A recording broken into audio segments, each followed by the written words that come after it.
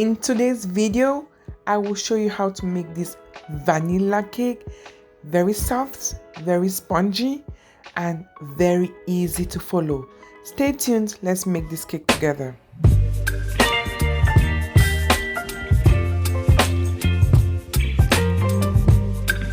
Welcome back.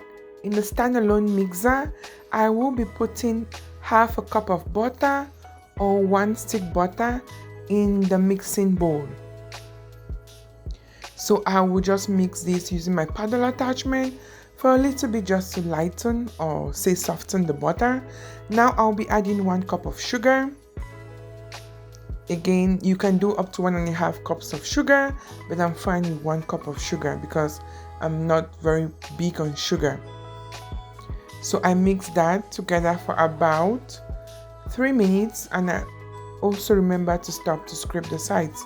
You do the same. Please don't forget to stop to scrape the sides so everything gets incorporated. And I continued mixing. If you're stumbling on this channel for the first time, hello and welcome. I am Patty G's Cakes. You're going to love it right here as I create content every week. Now I'll be adding a half a cup of vegetable oil. Yeah, just watch as I do this. After adding my vegetable oil, I continue to mix for about 4 minutes to make sure I get to the right consistency. You want something really fluffy and light and cloudy.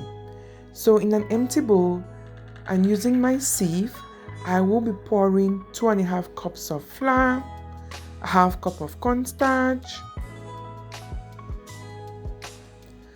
1 teaspoon baking powder. That is the baking powder I use.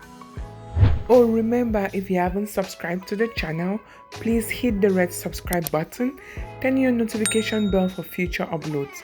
Now I'll be adding a half teaspoon of baking soda, a half teaspoon of salt, and I will sieve that together to form my dry ingredients. But first, I checked my mixer to make sure everything was looking good, the consistency was right. I also stopped to scrape the sides so everything would get incorporated. Again, just continue to watch as I do this. You can also, if you don't have a standalone mixer, you can do all of this using a whisk. So I've sieved my dry ingredients. They are all good to go. And once I'm done, I will set that aside and continue to check on the cream in the standalone mixer. Again, in the standalone mixer, I have butter, sugar, and oil. Don't forget to stop to scrape the sides. I do this very often to make sure you guys remember this all the time. I will be adding 3 eggs, 1 at a time, and each time I add the eggs, I stop, I mix. After mixing for a while, I stop, scrape the sides, and I crack the next eggs. Because I knew my eggs were very fresh, I wasn't scared cracking them over the standalone mixer, but it's advisable not to do this because you might find yourself cracking in a rotten egg, and that's the end of your mixture. So again, be careful and continue to watch as I do this. Again, if you're stopping by for your very first time, please do not forget to hit the red subscribe button. Hit the red subscribe button so let's grow this channel together. You can tell a friend to tell a friend. Keep sharing and let's grow together. Don't forget to turn on your post notification button so that whenever I upload a video, you'll be the first to get notified and you watch. Now I added 1 teaspoon of white vinegar, 2 teaspoons of vanilla extract,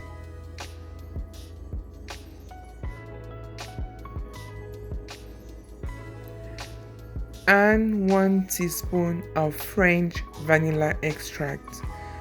The French vanilla extract has a better flavor for me, but I wanted both, so that's why I did put both of them in the mixture. So now my consistency was perfect. Look at that. cloudy, soft. That is the base of your cake. Once that is perfect, your cake will definitely be perfect. So I will be alternating my dry ingredients with my wet ingredients.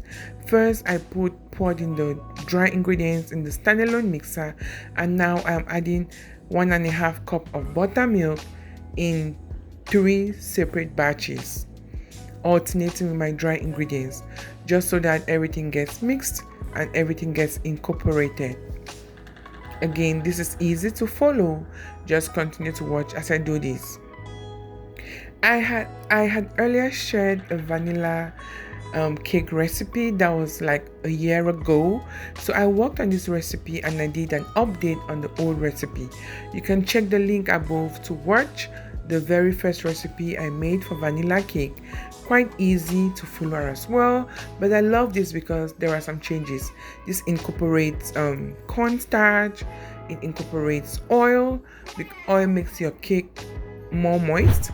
Butter kind of dries off the cake when it stays a little bit longer, but oil helps to keep it moist. So I was done with my mixture. I did oil my burnt pan. This is, I think, like a 10-inch burnt pan. I first of all greased it with butter, and now I dusted it with flour. This is to make sure once my cake is ready, it's going to come out easy breezy, no stress, no cracking. So my burnt pan was ready and my cake too was ready, so I poured in the batter in the cake pan. When I poured the batter and I got to a level that I wanted to, I stopped and I used a spoon just to smoothen the top of the cake. Just want a perfect finish, a clean and smooth top. Just continue to watch as I do this. To all my returning subscribers, thank you so much for always coming back. Once I was done, I hid the cake pan or the cake tin on the countertop to get rid of any air bubbles. I had a little bit of butter left, so I decided to pour that in cake tins, in cupcake tins. Yeah, sorry about that, in cupcake tins, because why not? I wanted some cupcakes for the kids too, right? So I poured that in, and also using a spoon, I did try to level that up. And at this point, my oven had already been set to 350 degrees Fahrenheit. So once I was done smoothing the cupcakes and making sure everything looked nice and neat, I did put that in the oven. Just continue to watch. I hope you are going to try this recipe. So easy and you're going to love it. So here was I putting the cakes in the oven, and that did bake for about 50 minutes. But the cupcakes got ready in about 20 minutes or 25 minutes.